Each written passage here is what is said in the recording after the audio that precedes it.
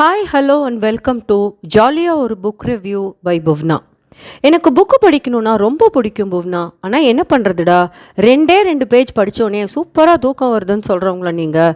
Book படிக்க டைமே இல்லைடா, நீ புக்கு படித்து அதோட கண்டென்ட்டை மட்டும் சொல்லு, அதை மட்டும் நான் கேட்டுக்கிறேன் அப்படின்னு சொல்கிறவங்கள நீங்கள். உங்களுக்காக தான் இந்த வீடியோ. இன்றைக்கி நம்ம பார்க்க போகிற book the courage to be disliked. டைட்டில்லையே அண்ணன் என்ன கருத்து சொல்ல வராருன்னு உங்களுக்கு புரிஞ்சிருக்கும். நீங்கள் ஒரு விஷயத்துக்கு ஒரு ஒப்பீனியன் வச்சுருக்கீங்களா, அந்த ஒப்பீனியனை உங்கள் வீட்டில் இருக்கிறவங்க மதிக்கவே இல்லையா, பரவாயில்ல, நீங்கள் அந்த ஒப்பீனியனை வச்சுக்கோங்க. ஆனால் மற்றவங்க அந்த விஷயத்துக்காக உங்களை கழுவி ஊற்றுறாங்க தெரியுமா, அதை ஃபேஸ் பண்ணுங்கள். தில்லாக கெத்தாக ஃபேஸ் பண்ணுங்கள். ஆமாம், இந்த விஷயத்தில் நான் இதுதான் என்னோடய ஒப்பீனியன், இதுதான் என்னோடய ஸ்டாண்ட், நான் இதுதான் பண்ண போகிறேன் அப்படின்னு அவங்கள ஃபேஸ் பண்ண கற்றுக்கோங்க. உங்கள் ரிலேட்டிவ்ஸ்க்கு மத்தியில் ஏதாவது ஒரு டிஸ்கஷனில் ஏதோ ஒரு ஒப்பீனியன் நீங்கள் கம்ப்ளீட்டாக அவுட் ஆஃப் பாக்ஸ் கொண்டு போய் வைக்கிறீங்களா, எல்லாருமா சேர்ந்து போனா உன் பிள்ளைய வளர்த்தது சரியில்லை அப்படின்னு உங்கள் அம்மாவுக்கும் அட்வைஸ் பண்ணி உன்னையும் கழுவி ஊற்றுனாங்களா, தட்ஸ் ஓகே. இந்த விஷயத்தில் இதுதான் என்னோடய ஸ்டாண்ட், இதுதான் என்னோடய ஒப்பீனியன் அப்படின்னு அந்த இடத்துலையும் தில்லாக கெத்தாக நில்லுங்க.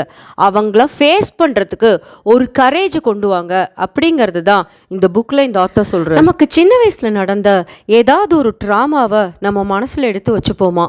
நான் ஏன் தெரியுமாப்பா பஸ்ஸிலேயே ட்ராவல் பண்ணுறதில்ல, ஏன்னா சின்ன வயசில் நான் ட்ராவல் பண்ணும்போது எனக்கு ஒரு பேட் டச்சு, எனக்கு அந்த எக்ஸ்பீரியன்ஸ்க்கு அப்புறம் நான் இன்னைக்கு வரைக்கும் பஸ்ஸிலேயே ட்ராவல் பண்ண மாட்டேன்ப்பா, ஒன்லி கார் அப்படின்ற மாதிரி ஒரு சீனை போடுறோமா. ஸோ நம்ம என்ன பண்ணுறோமான்னா, பாஸ்டோட ஒரு பேட் எக்ஸ்பீரியன்ஸை எடுத்து ப்ரெசண்ட்லேயும் ஃப்யூச்சர்லேயும் வச்சுக்கிட்டு அதை காரணம் காட்டி நிகழ்காலத்தையும் எதிர்காலத்தையும் தொலைச்சிட்டே இருக்கோமா.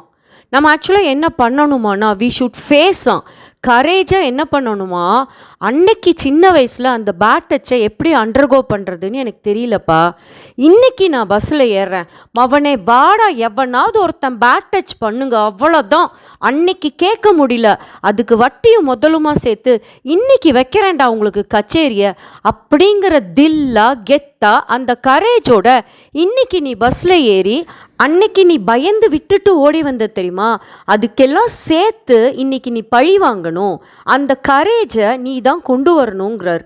ஆனால் நம்ம பல நேரம் என்ன பண்ணுறோமா, பாஸ்டில் நடந்த ஏதாவது ஒன்று எடுத்து வச்சுக்கிட்டு ப்ரெசண்ட்டையும் ஃப்யூச்சர்லேயும் அதை காரணம் காட்டி நம்ம அந்த விஷயத்தை பண்ணவே மாட்டேங்கிறோமா. ஒரு நாள் ஒரு அம்மாவும் பொண்ணும் பயங்கரமாக சண்டை போட்டுட்டு இருந்தாங்களாம். அவங்க அம்மா கத்த, அந்த பொண்ணு கத்த, அந்த அம்மா அந்த அம்மாவோட பாயிண்ட் ஆஃப் வியூவில் கத்த, அந்த பொண்ணு அந்த பாயிண்ட் ஆஃப் வியூவில் கத்த, வீடே ரணகலமாக இருந்துச்சான். சடனாக இவங்க இப்படி சண்டை ஹை பிச்சில் கத்திக்கிட்டு இருக்கும்போது டெலிஃபோனு கிரிங் கிரிங் கிரிங் கிரிங் அப்படின்னு அடிச்சிச்சான். கடுப்போட நேராக போன அந்த அம்மா ஃபோன் எடுத்து ஹலோ அப்படின்னு ஒரு கத்தி இருக்கு. ஃபோனோட அந்த ரிசீவிங் எண்டில் இந்த குழந்தையோட கிளாஸ் டீச்சர் இருந்திருக்காங்க போல இருக்கு. கிளாஸ் டீச்சரோட குரலை கேட்டோன்னா ஃபஸ்ட்டு கிளாஸ் டீச்சரும் அவங்களும் ஒரு மாதிரி புரியாமல் என்ன கால் இப்படி அட்டென்ட் பண்ணுறாங்க அப்படின்னா அவங்க அந்த ரிசீவிங்க்கு அந்த எண்டில் பேசவும் இந்த அம்மாவுக்கு பேசுகிறது கிளாஸ் டீச்சர்னு தெரிஞ்ச உடனே இவங்க டக்குன்னு இவங்க வாய்ஸை லோ பண்ணிவிட்டு ஒரு கிளாஸ் டீச்சர்கிட்ட ஒரு பேரண்ட்டு பேசுவாங்க தெரியுமா, ஒரு குட்டி மூடில் okay madam so nice of you madam, so kind of you madam அப்படின்னெல்லாம் சீனை போட்டு I'll take care of her madam அப்படின்னெல்லாம் டைலாக் அடிச்சுட்டு ஒரு 5 to 10 minutes அப்புறம் ஃபோனை வச்சுருக்காங்க. ஃபோன் வச்ச உடனே திருப்பியும் அதே கோவத்தை ஃபுல்லாக கேதர் பண்ணிவிட்டு டோரை திறந்து அந்த பொண்ணுக்கிட்ட போய் கண்டினியூ பண்ணியிருக்காங்க வாழ்னு கத்தி. ஸோ இப்போ இந்த ஆத்தர் ஆக்சுவலாக என்ன சொல்ல வர்றாருன்னா, நம்ம ஆங்கரை ஒரு டூலாக யூஸ் பண்ணுறோமா. ஆக்சுவலாக ஆங்கர் அப்படிங்கிறது ஒன்று கிடையாதான். நம்ம என்ன நினச்சிக்கிறோமா, நம்ம ஒரு விஷயத்தை கத்தி சொன்னோம் அப்படின்னா தான் நம்மளோட ஒப்பீனியனை எதிராளி எடுத்துப்பான் அப்படின்னு நம்மளா முடிவு பண்ணி கத்தி பேசி வாய்ஸை ரைஸ் பண்ணி பேசி சண்டை போடுற மாதிரி பேசி இப்படியே நம்ம ஆங்கர் அப்படிங்கிறத ஒரு டூலாக யூஸ் பண்ணுறோங்கிறார். ஜாலியாக இருக்கல, யோசிக்கிற மாதிரி இருக்குது. குட். இப்போ உங்களுக்கு ஒரு ட்ரீம் இருக்குதுன்னு வச்சுக்கோங்க. எனக்கு டேரக்டர் ஆகணும் அப்படின்னு ஒரு ட்ரீம் இருக்குது. சின்னதுலேருந்தே நீங்கள் நிறையா படம் பார்த்துட்டு டேரக்ஷன் பற்றி நிறையா பேசிகிட்டே இருக்கீங்க.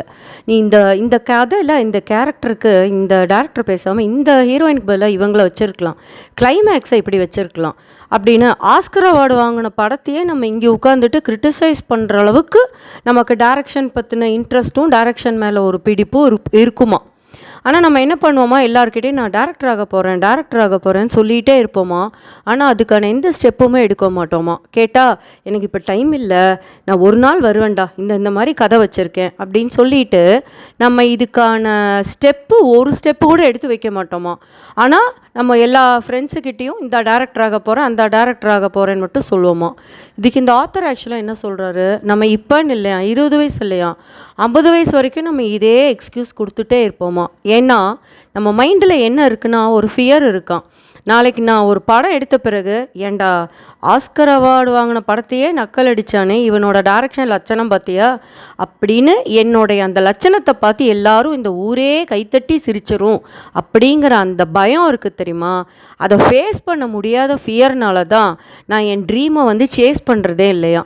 இது மாதிரி தான் பல பேர் இருக்கும். ஆளுக்கு ஒரு ட்ரீம் வச்சுருப்போமா, ஆனால் நம்ம ஏன் அந்த ட்ரீமுக்கு எந்த ஸ்டெப்புமே எடுத்து வைக்கல அப்படின்னா, ஃபியர் ஆஃப் ரிஜெக்ஷனா, எவனாவது நம்மளை கழுவி ஊற்றிடுவான் அப்படிங்கிற ரிஜெக்ஷனால தான் நம்ம அதுக்கு எந்த ஸ்டெப்பும் எடுத்து வைக்கலையாம். அதை கொஞ்சம் கரேஜாக தில்லாக கெத்தாக ஃபேஸ் பண்ணுறதுக்கு வழியை பாருடா அப்படிங்கிறாரு இந்த ஆத்தர். ஃபீலிங் ஆஃப் இன்ஃபீரியாரிட்டிக்கும் இன்ஃபீரியாரிட்டி காம்ப்ளெக்ஸுக்கும் அண்ணன் புதுவிதமாக ஒரு எக்ஸ்ப்ளனேஷன் கொடுக்குறார். அந்த டெஃபனிஷன் என்ன அப்படின்னா, என் கூட ஒர்க் பண்ணுற எல்லாருமே நல்ல எஜுகேட்டடாக இருக்காங்க என்னோடய கம்பெனியில், அவங்க எல்லாருமே யூஜிக்கு அப்புறம் ஒரு பிஜியும் பண்ணியிருக்காங்க அப்படின்னு நான் மற்றவங்கள பார்த்து இன்ஃபீரியர் ஆகி நான் என்ன பண்ணுறேன்னா, நான் அவன் அளவுக்கு எம்பிஏ வந்து ஒரு ரெகுலர் காலேஜில் போய் பண்ண முடியலனா கூட அட்லீஸ்ட் ஒரு கரஸ்பாண்டன்ட் கோர்ஸில் ஒரு எம்பிஏவை முடிச்சு வைக்கிறேன் அப்படின்னு என்னோட அந்த ஃபீலிங் ஆஃப் இன்ஃபீரியாரிட்டியை வந்து நான் என்னோடய க்ரோத்துக்காகவும் என்னோடய லைஃபோட அடுத்த ஸ்டெப்புக்காகவும் நான் போய் இப்போ ஒரு எம்பிஏ கரஸ்பாண்டன்ட் கோர்ஸில் பண்ணுறேன்னு வைங்க. இந்த ஃபீலிங் ஆஃப் இன்ஃபீரியாரிட்டி என்ன பண்ணுமா, என்னை டுவர்ட்ஸ் க்ரோத் வந்து என்னை டைரக்ட் பண்ணி லட்டு மாதிரி தூக்கிட்டு போகுமா. அதுவே இந்த இன்ஃபீரியாரிட்டி காம்ப்ளெக்ஸ் அப்படிங்கிறது என்ன அப்படின்னா, என் கம்பெனியில் எல்லோரும் எம்பிஏ படிச்சுட்டாங்க, ஆனால் நான் வெறும் யூஜி மட்டும்தான் படிச்சிருக்கேன். ஸோ இப்போ எனக்கு என்ன ஆகும், ப்ரமோஷன் கிடைக்காது. ஏற்கனவே ப்ரமோஷனும் கிடைக்கல, ஏற்கனவே எனக்கு இதனால் கல்யாணமும் ஆகலை, ஏற்கனவே நான் ரொம்ப குட்டையாக தான் இருக்கேன், கொஞ்சம் சுமாரான கலரில் தான் இருக்கேன், பல்லு வேற எடுப்பாக இல்லை, இப்படின்னு இந்த ஒரே ஒரு ப்ராப்ளத்துக்கு கூட டேக்லைன்னு ஆட் பண்ணி இந்த சாதாரணமாக இருக்கிற இந்த ஃபீலிங் ஆஃப் இன்ஃபீரியாரிட்டியை நான் என்ன பண்ணியிருக்கேன், காம்ப்ளிகேட் பண்ணி ஒரு பெரிய இன்ஃபீரியாரிட்டி காம்ப்ளெக்ஸாக உருவாக்கி அந்த காம்ப்ளெக்ஸ்குள்ளே உட்காந்து எவனாலையுமே என்னை எழுப்பவே முடியாத மாதிரி ஒரு கட்டங்கட்டி காம்ப்ளெக்ஸ்குள்ளே உட்காந்துக்கிறேன் தெரியுமா. இதுதான் இன்ஃபீரியாரிட்டி காம்ப்ளெக்ஸாக. இது வந்துருச்சு அப்படின்னா அந்த ஆண்டவனாலேயே உங்களை காப்பாற்ற முடியாது அப்படிங்கிறார். ஸோ இப்போயும் நீங்கள் என்ன பண்ணுறீங்களா, உங்கள் இன்ஃபீரியாரிட்டியை காரணம் காட்டி நீங்கள் எம்பிஏ படிக்காமல் இருக்கிறதுக்கு ஒரு ரீசன் கண்டுபிடிக்கிறீங்களா. ஏன்னா நீங்கள் எம்பிஏ படித்தா நீங்கள் ஃபெயில் ஆயிடுவீங்களா, உங்களோட லட்சணம் தெரிஞ்சிடும்ல.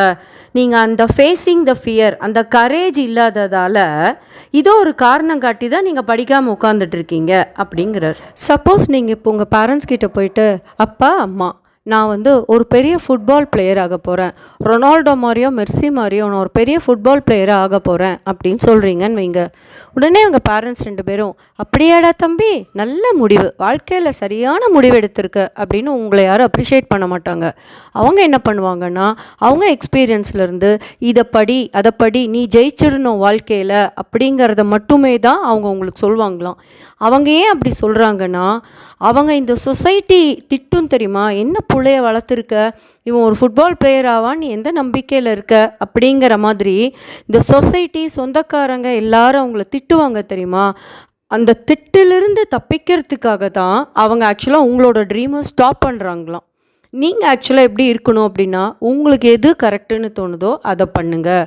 யாரோட ஒப்பீனியன், உங்கள் பேரண்ட்ஸோட ஒப்பீனியனுக்குமே நீங்கள் வெயிட் பண்ணாதீங்க. அவங்கள கன்வின்ஸ் பண்ணுறது உங்களோட வேலை இல்லை. அவங்க கன்வின்ஸ் ஆகிறதோ ஆகாமல் போகிறதோ அவங்களோட ப்ராப்ளம். உங்களுக்கு இதுதான் ட்ரீம் அப்படின்னா அந்த ட்ரீம் டுவர்ட்ஸ் நீங்கள் சேஸ் பண்ணிவிட்டு போயிட்டே இருங்க. அப்படிங்கிறார். ஒரு சின்ன குழந்தை தானே ஷூ லேஸ் போட்டுட்ருக்குன்னு வைங்க, வேன் வர டைம் ஆகிடுச்சுன்னு உடனே அவங்க அம்மா என்ன பண்ணிடுவாங்களாம், டக்குன்னு டே தள்ளுடா அப்படின்னா அவங்களே ஷூ லேஸாக போட்டு விட்டுடுவாங்களாம்.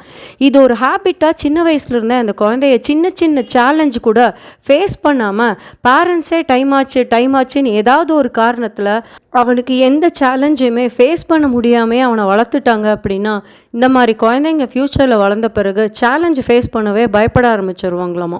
இப்போ சப்போஸ் யாருக்காச்சும் நம்மளை பிடிக்கலன்னு வச்சுக்கோங்க, நம்ம உடனே என்ன ஆகும், ரொம்ப ஸ்ட்ரெஸ்டாக இருப்போம். ஏன் இவங்களுக்கு நம்மளை பிடிக்கல, ஒருவேளை இந்த விஷயத்தை எப்படி பேசுனதுனால பிடிக்கலையோ, அந்த இடத்துல அவங்கள சரியாக நம்ம இன்வைட் பண்ணாமல் போனதுனால அவங்களுக்கு என்ன பிடிக்கலையோ அப்படின்னு நம்ம மனசை போட்டு குழப்பிக்குவோமா. ஆனால் அது அப்படி கிடையாதான். ஒருத்தருக்கு உங்களை பிடிக்கல அப்படிங்கிறதுனால நீங்கள் இவ்வளோ ஸ்ட்ரெஸ்ஃபுல்லாக இருக்கீங்களே, அப்படி இருக்காதீங்க. 100 பேருக்கு உங்களை பிடிக்காமல் போனாலும் நீங்கள் சந்தோஷமாக இருக்கணும், அதை கரேஜாக ஃபேஸ் பண்ணணும். 100 பேர் உங்களை டிஸ்லைக் பண்ணாலும் அதை கரேஜாக ஃபேஸ் பண்ணுங்கள். அதுதான் உங்களோட உண்மையான ஃப்ரீடம் அப்படிங்கிறார். வித்தியாசமாக இருக்குல்ல. நம்ம நார்மலாகவே ஒருத்தருக்கு நம்மளை பிடிக்கல அப்படின்னாலே எப்போவுமே எல்லாரோட குட் புக்ஸ்லேயுமே நம்ம இருக்கணும்னு நினச்சிட்டே இருப்போமா. ஆனால் அப்படி இருக்காதீங்க. அப்படி இருந்தீங்கன்னா உங்களோட ஃப்ரீடம் போயிடுமா. இவங்களுக்காக உங்களை மாற்றிப்பாங்க, பிளான் பிக்காக உங்களை மாற்றிப்பாங்க, சிக்காக உங்களை மாற்றிப்பீங்க, டிக்காக உங்களை மாற்றிப்பீங்க.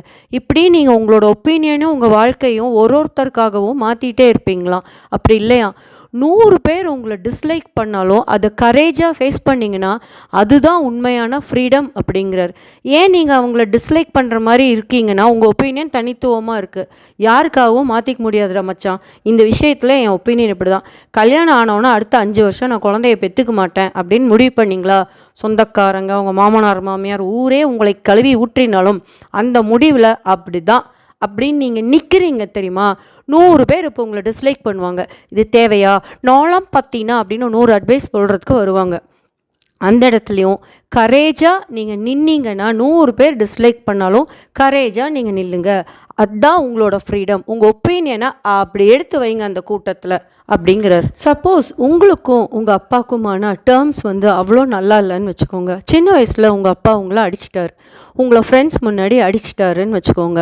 நீங்கள் என்ன பண்ணுவீங்களாம்மா, எப்போ உங்கள் அப்பாவை பற்றி யோசிக்கும் போதும் அந்த மனுஷன் என்ன பண்ணார் தெரியுமா, சின்ன வயசில் என் ஃப்ரெண்ட்ஸ் முன்னாடி என் சட்டையை திருன்னு பிடிச்சி இழுத்துட்டு வந்து எல்லார் முன்னாடி என்னை மாற்றி என்னை அசிங்கப்படுத்திட்டார் என் ஃப்ரெண்ட்ஸ் முன்னாடி அப்படிங்கிற ஒரு சின்ன விஷயத்தை சைல்ட்ஹுட்லேருந்து நீங்கள் வளர்ந்த ஒரு 25 ஏஜ் வரைக்கும் திருப்பி அந்த இன்சிடெண்ட்டை ரிப்பீட் பண்ணிகிட்டே இருக்கீங்களாம். ஆக்சுவலாக நீங்கள் என்ன பண்ணுறீங்களாம்மா, இது நடந்த பாஸ்ட்டை கரெக்ட் பண்ணி உங்கள் அப்பாவோட ரிலேஷன்ஷிப்பை கரெக்ட் பண்ணணும் அப்படிங்கிற எண்ணம் இருந்திருந்தா நீங்கள் இதை அங்கேயே ட்ராப் பண்ணிவிட்டு, இப்போ அதனால் என்ன, அன்னைக்கு நான் ஏதோ தப்பு பண்ணிட்டேன், அவர் அடிச்சிட்டாரு, தட்ஸ் ஓகே அப்படின்னு ஃப்யூச்சரில் நீங்கள் கரெக்ட் பண்ணுறதுக்கு ப்ரெசண்ட்டில் ஏதாவது ஸ்டெப் எடுப்பீங்களாம். ஆக்சுவலாக உங்கள் இன்டென்ஷன் அது கிடையாதான். இதை ஒரு காரணமாக காட்டி இந்த பாஸ்ட்டில் நடந்ததை எடுத்து அதுக்கு அலங்காரம் பண்ணி அந்த ட்ராமாவை எப்போ பார்த்தாலும் நீங்கள் ரிப்பீட் பண்ணி காரணம் கண்டுபிடிச்சிக்கிட்டு இருக்கீங்க அப்படின்னு சொல்கிறார்.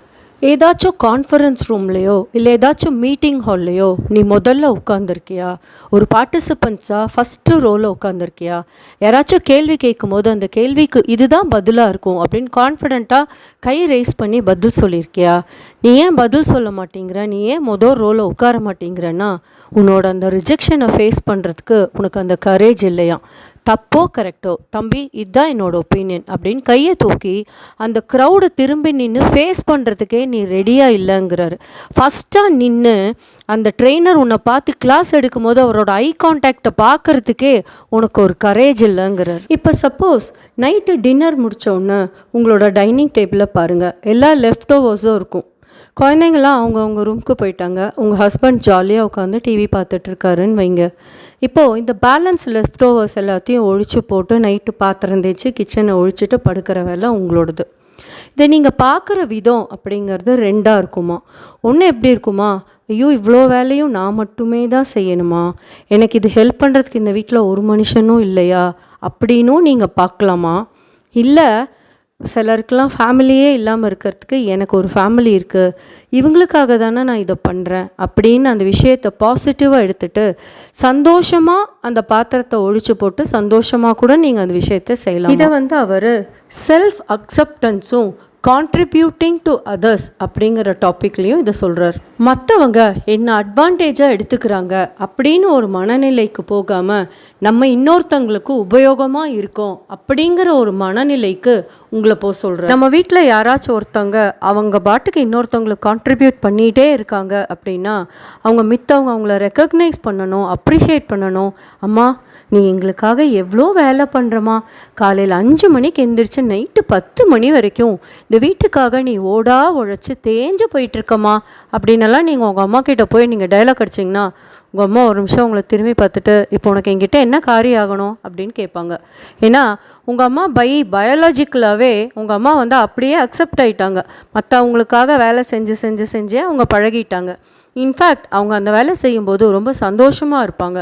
ஏன்னா அவங்க அந்த பார்வையை சந்தோஷமாக நம்ம இன்னொருத்தவங்களுக்கு உபயோகமாக இருக்கோம் பாரு வாழ்க்கையில் அப்படின்னு சந்தோஷமாக எடுத்து அவங்க வாழ்க்கையும் ரொம்ப ஹார்மனியாக இருக்கான் சந்தோஷமாக. இப்போ சப்போஸ் 10 பேர் கொண்ட ஒரு க்ரௌடில் 2 பேருக்கு நீ எது செஞ்சாலும் பிடிக்காதான், உன்னை பார்த்தாலே காண்டா வருமா உங்களுக்கு. இனியொரு 3 பேருக்கு நீ எது செஞ்சாலும் பிடிக்குமா, நீ உட்காந்தா நடந்தா சிரிச்சா டே போடுறோம் எப்படி உட்காரோம் ஐயோ எப்படி சிரிக்கிறான் அப்படின்னு நீ எது செஞ்சாலும் உன்னை அட்மையர் பண்ணுறதுக்காகவே அந்த 3 பேர் இருப்பாங்களாம். பாக்கி இருக்கிறவங்களுக்கு எந்த ஒப்பீனியனும் இல்லையா, உன்னை பற்றி பெருசாக எந்த ஒப்பீனியனும் இல்லையா. இப்போ நீ வாழ்க்கையை எந்த பார்வையில் பார்ப்ப அப்படின்னு கேட்குறாரு. பாசிட்டிவாக இருக்கிறவங்க இந்த நம்மளை பார்த்து அட்மையர் பண்ணுற 3 பேரை பார்ப்பாங்களாம். அவங்களோட லைஃபோட ஹார்மனி ரொம்ப சந்தோஷமாக இருக்குமா. வாழ்க்கை எப்போவுமே எனக்கு மட்டும் ஏன் எல்லாம் இப்படி நடக்குது, நெகட்டிவாக நடக்குது, எல்லோரும் என்னை ஹேட் பண்ணுறாங்க, யாருக்குமே இந்த உலகத்தை என்னை பிடிக்கல அப்படின்னு செல்ஃப் பிட்டி பார்த்துட்டே இருக்கிறவங்க இந்த 2 பேர் பிடிக்காமல் இருந்தாங்க தெரியுமா, அவங்கள மட்டுமே பார்ப்பாங்களாம். அவங்க லைஃபோட ஹார்மனி ரொம்ப நெகட்டிவாக இருக்குமா. அதனால் நீ எந்த விதமாக உன் லைஃப்பை பார்க்க போகிறன்னு உன்னை டிசைட் பண்ண சொல்கிறேன். ஓவராலாக இந்த புக்கில் அண்ணன் சொல்ல வர கருத்து என்ன அப்படின்னா, உன் லைஃப்பை சந்தோஷமாக வச்சுக்கிறது உன் கையில் தான் இருக்குது. நீ எந்த ஒப்பீனியன் எடுத்தினாலும் மற்றவங்க டிஸ்லைக் பண்ணாலும் அதை கரேஜாக ஃபேஸ் பண்ணு. லைஃபோட ஹார்மனியை உன் கையில் வச்சுக்கோ, ஃப்ரீடமை நீ உன் கையில் வச்சுக்கோ, வாழ்க்கையை நீ பார்க்குற விதத்தை சந்தோஷமாக வச்சுக்கோங்க. இந்த புக் ரிவ்யூ உங்களுக்கு பிடிச்சிருந்துச்சுன்னா இந்த சேனலை சப்ஸ்கிரைப் பண்ணுங்கள், உங்கள் ஃப்ரெண்ட்ஸுக்கு ஷேர் பண்ணுங்கள். Tata, bye by.